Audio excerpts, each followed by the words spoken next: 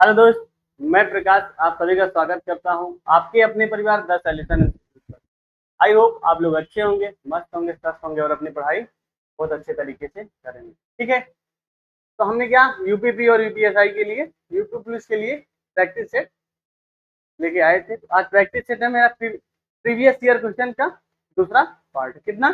तो दूसरा पार्ट। तो हमने पहले पार्ट में कहा तो 14 प्रश्न, जिससे ऐसे हैं हम पर डे बाई डे क्या 10 इंपॉर्टेंट प्रश्न लेके आएंगे। क्या टॉप 10 10 प्रश्न लेके आएंगे। ठीक है दोस्त, आज का प्रश्न जो है वो देखिए, आज का प्रश्न क्या कह रहा है। यदि ए बी तथा सी ने 50,000 का कारोबार प्रारंभ किया, कितने का? 50,000। ए बी तथा सी 50,000 का कारोबार प्रारंभ किया। बी ने सी की तुलना में 6,000 अधिक दिया। कितना? 6,000 अधिक दिया। कितना? बी, ये बी है, ये सी है। देखिए क्या कह रहा है, बी ने सी की तुलना में, सी ने अगर एक्स दिया, अगर सी ने एक्स दिया तो बी ने कितना दिया? तो सर एक्स प्लस 6,000। कितना? X plus 6,000। ठीक है, फिर क्या कह रहा है, तथा ए ने बी की तुलना में 2,000 अधिक दिया। तथा ए ने बी की तुलना में 2,000 अधिक दिया। देखिए बी ने कितना दिया था? X plus 6,000। तो ए कितना दिया होगा सर? X plus 8,000। ठीक है दोस्त, बात समझ में आई? क्या कह रहा है, देखिए फिर से रिवाइज करिए। बी ने सी की तुलना में 6,000 अधिक दिया। अगर सी एक्स दिया, सी ने एक्स रुपए दिया होगा तो बी ने एक्स प्लस 6,000 दिया है। ठीक, इसी इसी तरह क्या कहे, ए ने बी की तुलना में 2,000 अधिक दिया। तो ए कितना दिया होगा सर? एक्स प्लस 6,000 प्लस 2,000, तो टोटल मिला कितना हुआ सर? X plus 8,000। ओके, आगे क्या कर रहा है, यदि कुल लाभ 10,000 रुपए था तो लाभ में ए का हिस्सा, हमसे क्या पूछ रहा है सर? ए का हिस्सा कितना होगा। ठीक है, सबसे पहले हम क्या करते हैं, एक्स की वैल्यू निकालते हैं। एक्स की वैल्यू कैसे निकलेगी, देखिए टोटल अमाउंट कितना है सर? टोटल अमाउंट कितना लगाकर कारोबार स्टार्ट किया था सर? 50,000। और यहाँ क्या है? एक्स प्लस, इसका वैल्यू कितने बराबर होगी सर? 50,000 के बराबर हो जाएगा। ठीक है, अब क्या, एक्स एक्स 3 बार 3x प्लस 8 14, कितना हो जाएगा? 14,000। ठीक है, ठीक मेरे दोस्त, 5,000, 50,000 है। अब ये इधर प्लस में उधर जाएगा माइनस। 3x 50,000 minus 14। ठीक, क्या यार 3x वैल्यू, क्या 50 में से अगर 14 जाएगा कितना बचेगा? अगर 50 में से 14,000 जाएगा तो कितना बचेगा सर? तो 36,000। कितना? 36,000 बचेगा। अगर हम 50 में से 14 घटा देंगे तो कितना आएगा सर? 36,000। एक्स की वैल्यू कितना निकल गई सर? 3 एकम 3, 12,000। ठीक दोस्त, तो एक्स बराबर 12,000। ओके, एक्स की वैल्यू क्या आई सर? 12,000 आ गई। ठीक, अब देखिए एक्स का मान क्या रिप्रेजेंट करिए, सी का मान कितना हुआ सर? 12। सी का मान 12, एक्स की वैल्यू, ओके, सी का मान कितना हुआ सर? 12। ठीक, बी का मान कितना? 12 छा 18,000। कितना आया? 18,000। इसी अनुसार ए की वैल्यू क्या आएगी? 12 8 20, कितना? तो 20,000। ठीक दोस्त, यहाँ तक बात समझ में आई? हाँ, यहाँ तक बात बहुत अच्छे से समझ में आ चुकी है। ओके, अब हम इसको क्या करते हैं, सिंप्लीफाई कर देते हैं। सरलतम 3 जीरो से 3 जीरो सब में कट गया। अभी देखिए किससे, ये 2 से एक बार और कटेगा। कितने से? तो 2 छंग 12, 2 छंग 12, 2 9 18, 2 दहम। ओके, क्या आया? तो 10 9 6। अब हमें क्या करना था, यदि कुल लाभ 10,000 है और इसके अनुसार कितना लाभ हुआ सर? 10 9 10 9 19 25, कितना सर? 25। 25 की वैल्यू कितना दिया था, कितना दिया गया है सर? 10,000। कितना दिया है? तो 10,000। एक की वैल्यू क्या होगी? तो 25 चौका 100, एक की वैल्यू कितना आएगी सर? 400 आएगी। एक की वैल्यू कितना आएगा मेरे दोस्त? तो 400 आएगा। ठीक, एक की वैल्यू 400। अब हमसे पूछ क्या रहा है, तो हमसे पूछ रहा है लाभ में ए का हिस्सा कितना था।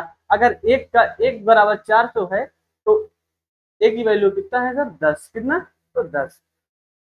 ए का वैल्यू कितना है सर, ए का लाभ पूछ रहा है, ए का मान कितना है सर 10 है। ठीक दोस्त, 10 की वैल्यू 400 गुणे 10, टोटल कितना निकल के आया अमाउंट सर 4। ठीक, क्या आंसर निकल गया है सर 4000, यही क्या होगा मेरा राइट जवाब होगा, ऑप्शन बी इसका सही जवाब होगा। ठीक, बात समझ में आई। देखिए क्या कह रहा है, ए तथा बी, ए बी तथा सी ने 50,000 का कारोबार स्टार्ट किया। बी ने सी की तुलना में 6,000 अधिक दिए तथा ए ने बी की तुलना में, बी ने सी की तुलना में, सी अगर एक्स दिया है तो बी कितना दिया है तो सर एक्स प्लस 6,000। इसी अनुसार ए ने बी की तुलना में 2,000, अगर बी ने एक्स प्लस 6,000 दिया है तो ए कितना दिया होगा एक्स प्लस 8,000। ओके, यहाँ तक बात समझ में आई। हाँ, यहाँ तक उम्मीद करती हूँ आप लोग बहुत अच्छे से समझ में आ गई हो। अब हमसे क्या कह रहा, तो अब जब इतना हमको पता लग गया, क्या जब हमको इतना वैल्यू पता लगा तो हम क्या किए, एक्स का मान निकाल दिए कि टोटल एक्स का मान, एक एक लोग का हिस्सा कितना, क्या हमें पता करना था कि एक सी ने कितना खर्च किया, बी ने कितना और ए ने कितना खर्च करके कारोबार स्टार्ट किया। तो सी ने 12,000 रुपये खर्च करके कारोबार स्टार्ट किया, ए ने 18,000, बी ने 18,000, ए ने 20,000। ओके, अब देखिए कुल लाभ कितना, इसके अनुसार से हमें कुल लाभ 25 रुपए हो रहा है। तो और प्रश्न के अनुसार से, आपके प्रश्न के अनुसार से लाभ कितना दिया गया है तो सर 10,000। जब ये 10,000 दिया गया, 25 बराबर 10,000 वैल्यू दिया गया है तो 25 बराबर 10,000, एक की वैल्यू 4 आई। तो ए का बयान क्या पूछ रहा है हमसे, क्या ए का हिस्सा पूछ रहा है, किसका लाभ में ए का हिस्सा, और लाभ में ए का हिस्सा कितना था तो 10, तो 400 गुणे 10, आंसर क्या आया तो 400 निकल गया। ठीक है, ये प्रश्न आपको समझ में आया होगा। ठीक है, हम बात करते हैं अपने अगले प्रश्न में। अगला प्रश्न क्या कह रहा है नेक्स्ट, ए बी और सी अकेले कार्य, ये क्या है तो टाइम एंड वर्क। ये बहुत इंपॉर्टेंट चैप्टर होता है, कम से कम नहीं तो 3 से 4 प्रश्न इससे पूछे जाते हैं यूपी में। ठीक है,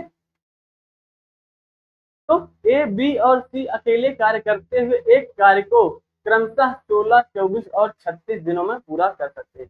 सबसे पहले यहाँ तक क्या करते हैं, सॉल्व करते हैं। ए कितना तो ए 16, बी कितना सर 24, सी कितना सर 36। अब हम क्या बताए थे, सबसे पहले इसका एलसीएम निकालते हैं। कितना एलसीएम, इन तीनों का एलसीएम क्या आएगा तो बताइए एलसीएम कितना आएगा। देखिए एलसीएम कितना आएगा, 16, 24 और 36 का एलसीएम। तो हम आपको बताते हैं एलसीएम क्या, तो 16, 24 और 36, इसमें कॉमन क्या आ रहा है तो देखिए डायरेक्ट पहले ऐसे कर लेते हैं, एकदम सिंपल मेथड से। 4 चौको 16, 4 3 24, 4 9 36, फिर 2 से 2 दूनी 4, 2 3 से 9, ठीक, फिर 2 1 3 9, फिर क्या 3 3। ओके, देखिए कितना आया, 4 दूनी 8, 8 दूनी 16, 3 48, 48 या 144। एलसीएम कितना निकल गया है सर 144। अगर आपको एलसीएम नहीं आता इसके तो 144। ठीक है, अब देखिए हम आपको क्या बताए थे कि ए एक दिन में कितना काम करेगा, टोटल काम मेरा कितना निकल गया है सर 144। कितना दोस्त 144। तो एक दिन में कितना काम करेगा, 16 44 सब 9 काम। और बी एक दिन में कितना काम करेगा तो बी एक दिन में कितना काम करेगा, आप बताइए बी एक दिन में कितना काम करेगा तो मेरे दोस्त बी 24 छक्का 144 एक दिन में कितना काम करेगा। इसी तरह 36, सी एक दिन में कितना काम करेगा तो 36 का पहाड़ा 144 बार से ज्यादा नहीं जाना चाहिए। तो क्या सी एक दिन में तो 4 काम करेगा, कितना काम तो सर 4 काम करेगा। ठीक है, अब पूछ क्या रहा, आगे पढ़ते हैं सवाल। यदि वे एक साथ कार्य करते हैं तो वो एक दिन, तो वो कितने दिन में कार्य पूरा कर देंगे। हमसे क्या करें, अगर तीनों को मिला देते हैं तो वो जितना काम 144 काम था उसे कितने दिन में खत्म कर देंगे। देखिए तीनों का योग कितना आ रहा है, अगर तीनों एक साथ काम करें कितना काम कर सकते हैं, 9 6 15 4 19, कितना 19 काम। अगर एक दिन में 19 काम हो रहा है, 144 काम कितने दिन में होगा सर 19 से डिवाइड कर दीजिए, कितना 19 से डिवाइड। अब 19 का पहाड़ा ऐसे बढ़िए कि इससे ज्यादा ना हो जाए। 144 से ज्यादा ना जाए। 19 सत्ते 133, कितना 19 सत्ते 133, 133 कितना बचा सर 11, 11/19। आंसर क्या निकल गया कि सर ये 7 सही 11/19। ऑप्शन ए इसका सही जवाब हो जाएगा। 7 दिन, कितना 7 सही 11 दिन में ये पूरा काम कर देंगे। ठीक है, अगला प्रश्न, नेक्स्ट नेक्स्ट प्रश्न क्या है, एक समलंब क्या आ गया ये 2D और 3D सवाल है क्या। हमने प्रैक्टिस सेट नंबर 1 में भी एक सवाल हल किया था और प्रैक्टिस सेट नंबर 2 में भी एक सवाल हल करेंगे, एक दो सवाल रहेंगे पर डे। पर डे यही नियम रहेगा, एक दो सवाल 2D 3D हर चैप्टर के मिक्स, सब चैप्टर 10 सवाल है तो 10 चैप्टर के हो सकता रहे, कभी कभी एक चैप्टर के 2 या 3 मिल जाए। सवाल क्या कह रहा है, एक समलंब का क्षेत्रफल 180 वर्ग सेंटीमीटर है। कितना, एक समलंब चतुर्भुज का क्षेत्रफल 180 वर्ग सेंटीमीटर है और दो समांतर भुजाएं 28 सेंटीमीटर और 12 सेंटीमीटर हैं। इन समांतर भुजाओं के बीच की दूरी पूछ रहा है। अब देखिए, देखिए ये एक समलंब चतुर्भुज है क्या, ये एक समलंब चतुर्भुज है। ओके, क्या है तो ये एक समलंब चतुर्भुज है। क्या दिया गया, इसकी वैल्यू 28 दी गई है और इसकी वैल्यू 12 दी गई। टोटल कितना दिया गया, क्षेत्रफल कितना, क्या क्षेत्रफल कितना, तो हमसे पूछ क्या है एच का मान पूछा। टोटल वैल्यू कितना है सर 180 वर्ग सेंटीमीटर, क्या वर्ग 180 वर्ग सेंटीमीटर। अब आप लोग बताइए कि समलंब चतुर्भुज का क्षेत्रफल कितना होता है, फार्मूला बताइए। बस ज्यादा हार्ड प्रश्न नहीं, ज्यादा डिफिकल्ट प्रश्न नहीं है, ये एकदम सिंपल फार्मूला बेस्ड में कुछ प्रश्न मिलेगा। ऐसे नॉर्मल नॉर्मल सवाल यूपी में, उत्तर प्रदेश पुलिस में पूछा जाता है। ठीक है, देखिए फार्मूला क्या होता है समलंब चतुर्भुज का क्षेत्रफल।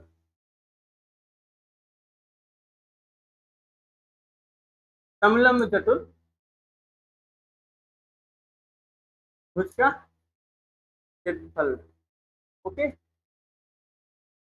क्या होता है समलंब चतुर्भुज क्षेत्रफल का योग क्या होता है, दोनों समांतर भुजाओं का योग गुणे क्या उनके बीच की दूरी क्या है, तो 1/2 गुणे दोनों दोनों समांतर चतुर्भुज का योग, ठीक, गुणे उनके बीच की दूरी। अब हमसे क्या, तो देखो दोनों समांतर चतुर्भुज का योग का क्षेत्रफल कितना दिया गया है, तो 180, कितना दिया 180, तो 180 इधर हम लिखते हैं, इक्वल लगाते हैं 1/2। अब हमें बताइए दोनों समांतर चतुर्भुज का योग 28 और 12 का योग कितना होगा, तो 28 और 12 का योग सर 40 आएगा। कितना 40 गुणे, हमसे क्या पूछा है एच की वैल्यू पूछ रहा है, तो काटिए इसको, सरल करिए, 20 दूनी 40। अब देखिए 20 इधर गुणे में है, इधर आएगा तो भाग में हो जाएगा, कितना तो भाग में हो जाएगा। ठीक है,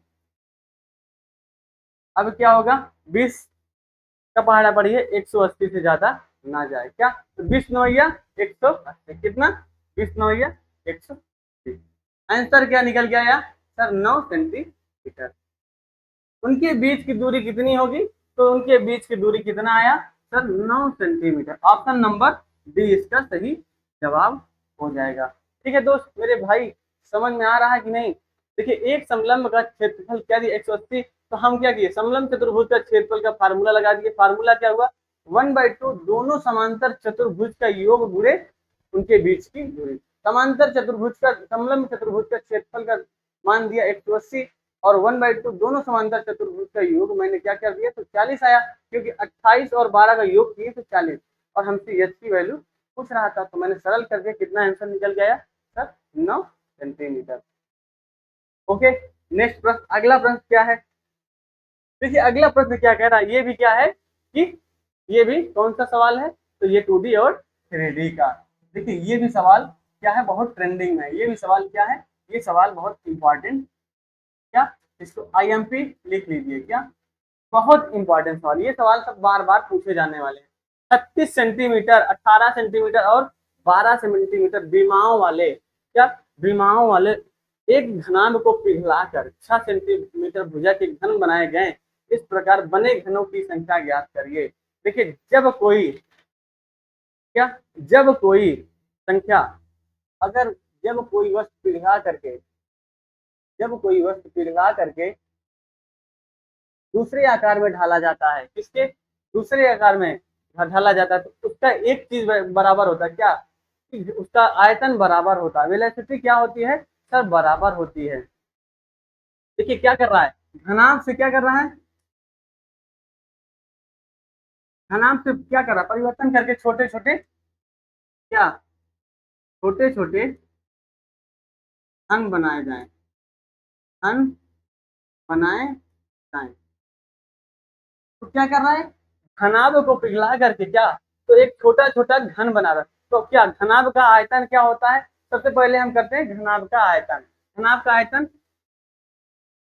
घनाभ का,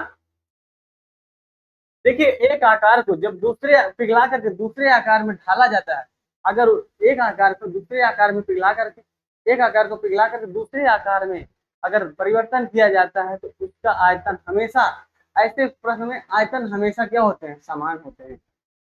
ओके, घनाभ का आयतन, घनाभ का आयतन बराबर तो घन का आयतन। ठीक मेरे दोस्त, तो अब आप बताइए घनाभ का आयतन क्या होता है, घनाभ का आयतन क्या होता है। अब घनाभ का आयतन होता है लंबाई गुणे चौड़ाई गुणे ऊंचाई। अब देखिए उसमें क्या पूछा है कि घनों की संख्या, ऐसे कितने घन बन सकते हैं, तो सर एन घन बन सकते हैं। एन घन का आयतन कितना होता है, तो सर एक क्यूब।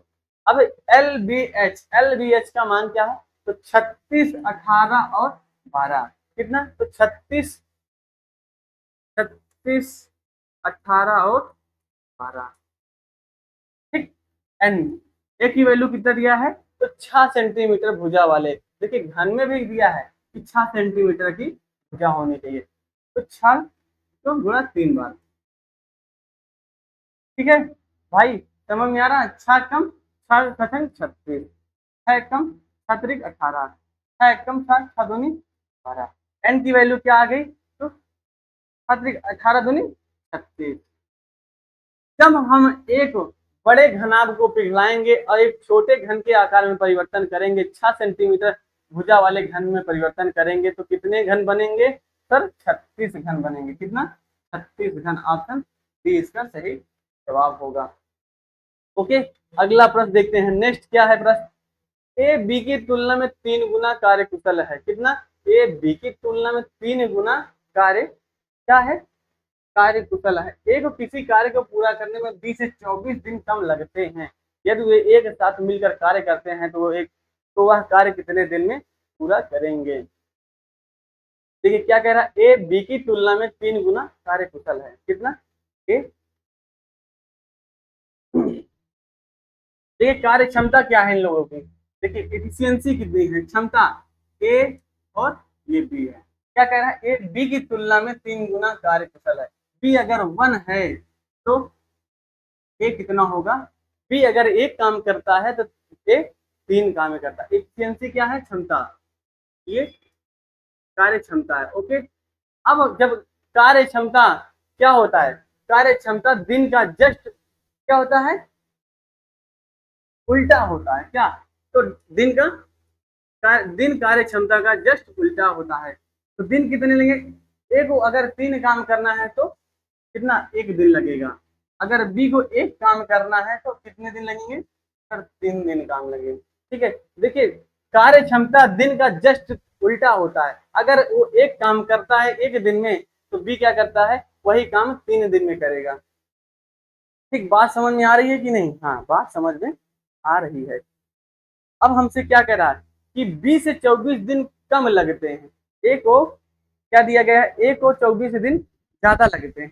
कितने दिन, बस रुकिएगा 1 मिनट। ठीक है, बताते हैं हम आपका सवाल थोड़ा सा।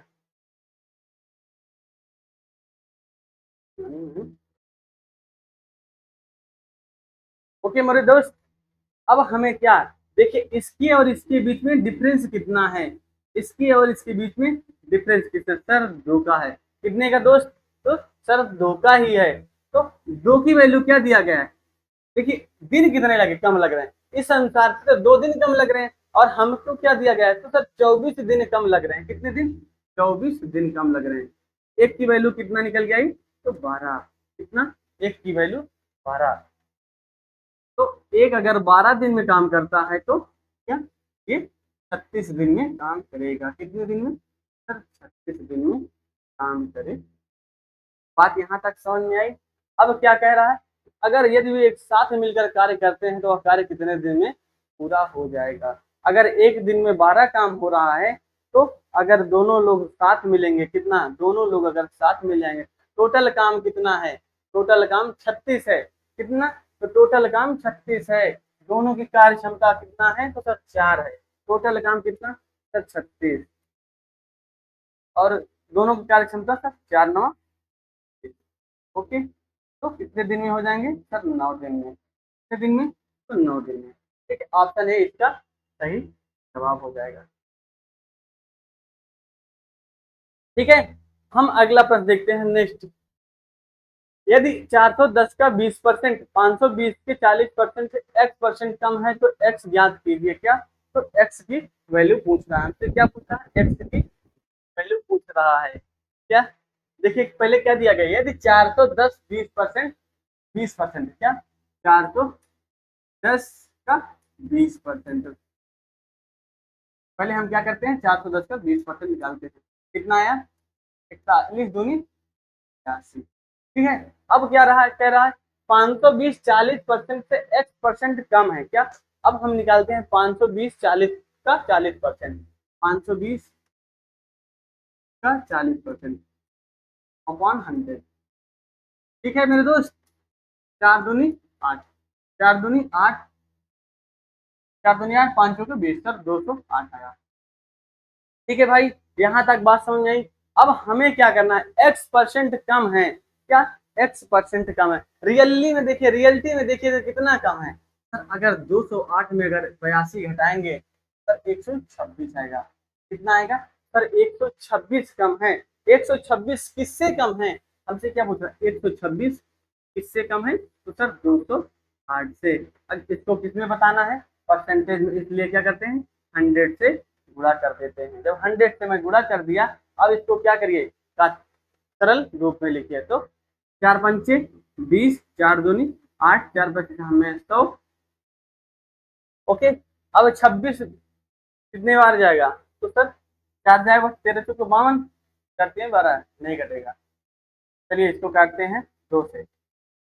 2 दूनी 4, 2 छंग 12, 2 छंग 12, 2 3 6। ठीक है, अब कितना आंसर आएगा, अब आंसर आएगा, तो देखिए हम आपको डायरेक्ट बताते हैं। 63 और 25 का गुणा करेंगे, कितने का, 63 और 25 का गुणा करिए, कितना आएगा, सर 25 या 75 के 5 हासिल है 7, 25 छक्का 1.5 तो 157, तो 1575 कितना आएगा टोटल, सर 1575 में अगर 23 से किससे 26 से डिवाइड करेंगे, तो देखिए 26 से डिवाइड करते हैं तो 25, इसको एक कम करिए, 25 छक्का 150, 25 छक्का 150, इसका मतलब 6 ही बार जा रहा है। क्या, तो 6 बार, कौन सा ऑप्शन में है, ऑप्शन नंबर 3, 6 बार जा रहा है। 25 छक्का 150 तो ज्यादा हो रहा ना, देखिए क्या हो रहा है, यहाँ ज्यादा हो रहा है, हम यहाँ कम वैल्यू रखे हैं, इसलिए 25 छक्का 150 61 पॉइंट कुछ आएगा। जब हम 26 से डिवाइड करेंगे तो क्या आएगा, 60.57%। ओके, ऑप्शन सी इसका सही जवाब होगा। ओके, ठीक है दोस्त, अगला प्रश्न देखते हैं। अगला प्रश्न क्या कहता है, 10% वार्षिक ब्याज दर पर 3 वर्ष के लिए 2000 के मूलधन पर चक्रवृद्धि और साधारण ब्याज का अंतर बताना है। अब इसको हम आपको डायरेक्टली फार्मूला बेस में बताते हैं।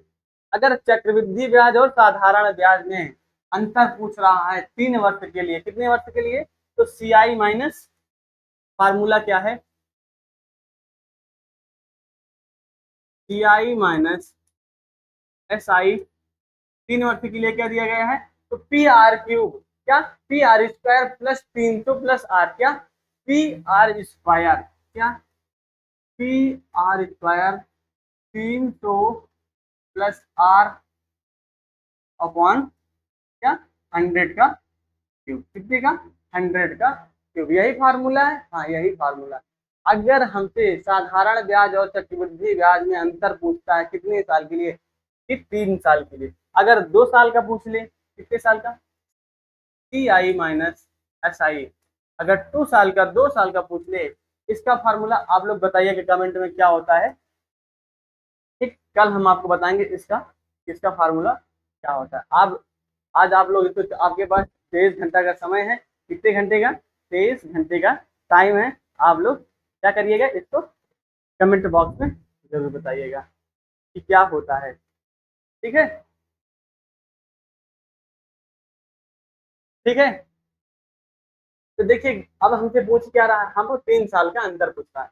ठीक है, वैल्यू क्या दिया है, 2000, कितने, तो 2000 बुरे आर का रेट का मान क्या है, रेट की वैल्यू क्या है, तो 10 है, कितना, तो 10, 10 दहामा 100, 2 बार दिया गया, 10 बुरे 10, 10 दहामा 100। अब देखिए 300 प्लस आर, आर की वैल्यू 10 है, इसलिए क्या होगा, 310 होगा, डिवाइडेड बाई 100 का गुणा सर 3 बार करना है, कितने बार, सर 3 बार। अब हमें क्या करना है, इसी को सरल कर देना है, या इसी को सरल कर देना है।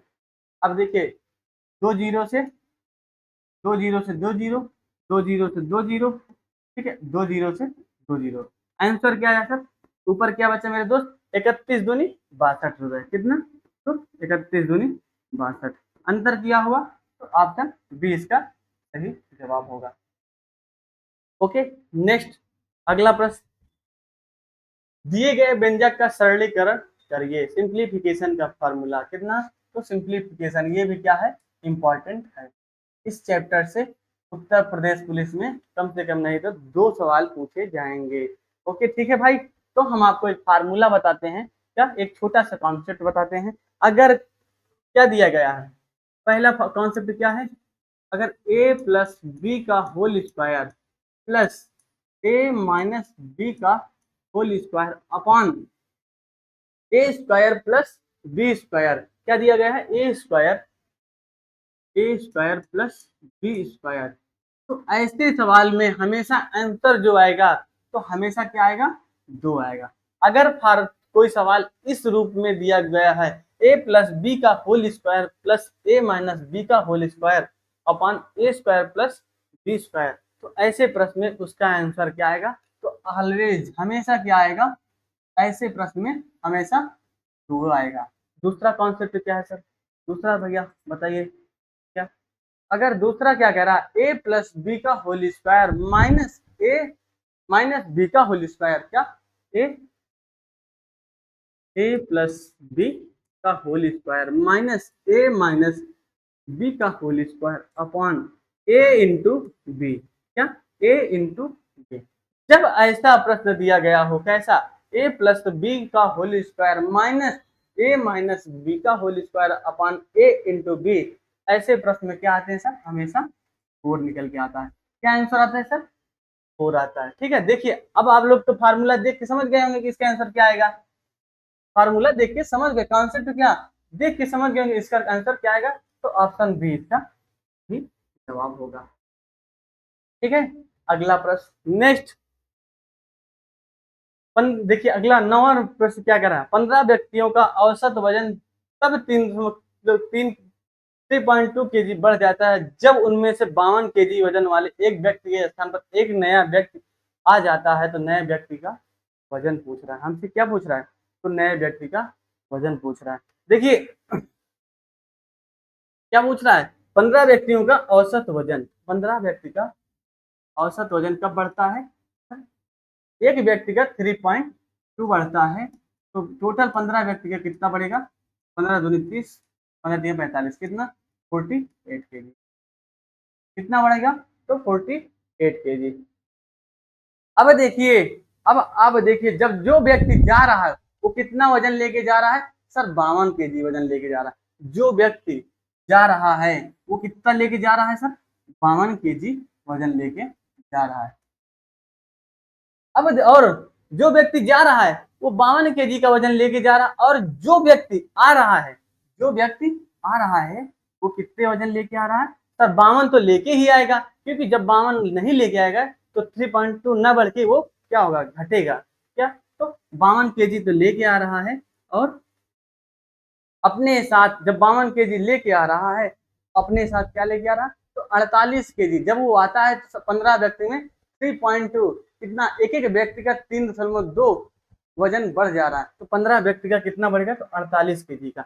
उसकी उसका जो रहेगा भार कितना? उसका भार 52 प्लस 48 कितना?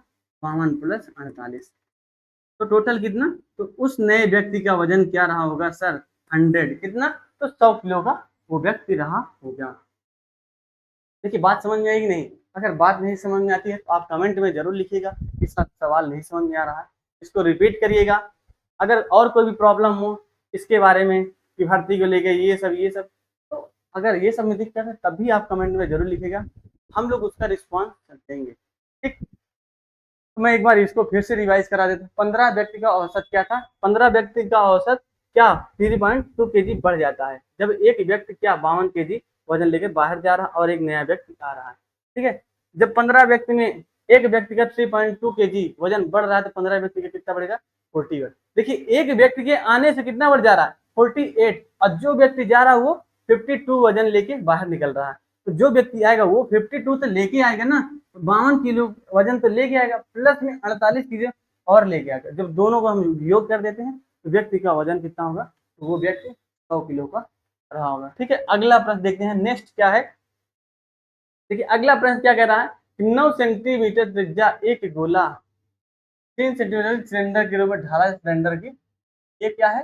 3D और 2D का प्रश्न। आज के प्रैक्टिस में 3D और 2D के 3 इंपॉर्टेंट प्रश्न थे। कितने सर? 3 इंपॉर्टेंट प्रश्न थे। ठीक है, अब देखते हैं क्या पूछ रहा है हमसे। अब इसमें क्या कह रहा कि 9 सेंटीमीटर त्रिज्या का एक गोला, देखिए इसमें भी क्या कर रहा, एक गोले को पिघला करके तो 3 सेंटीमीटर त्रिज्या वाले एक सिलेंडर के रूप में ढाला जा रहा है। सिलेंडर की ऊंचाई पूछ रहा है हमसे, क्या पूछ रहा है? तो हमने ऐसे प्रश्न में आपको क्या बताया, इस ऐसे प्रश्न में एक चीज समान होती है। क्या एक चीज समान होती है? वो है वेलोसिटी। आयतन हमेशा बराबर होता है। तो गोले का आयतन कितना है?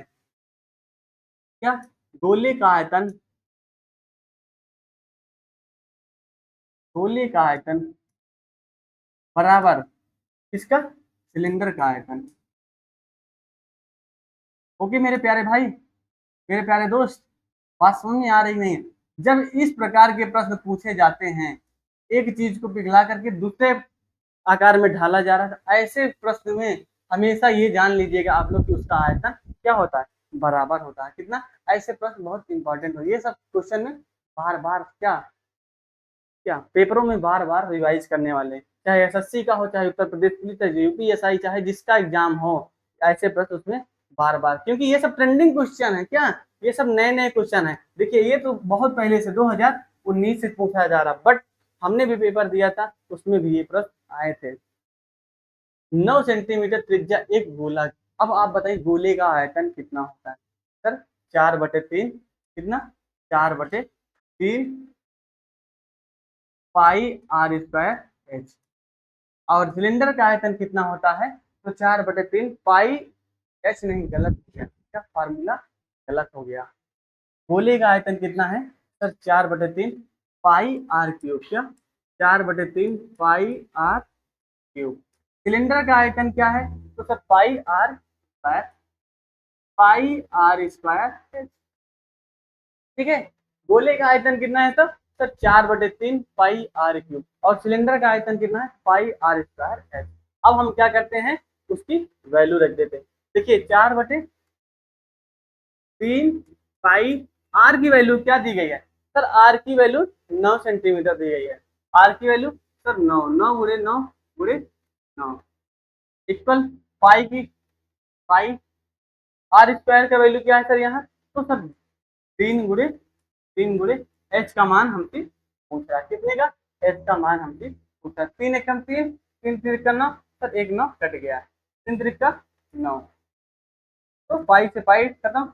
अब क्या 9 3 7 4 3 12, 12 9 108 कितना है, एच की वैल्यू क्या आ गई, 108।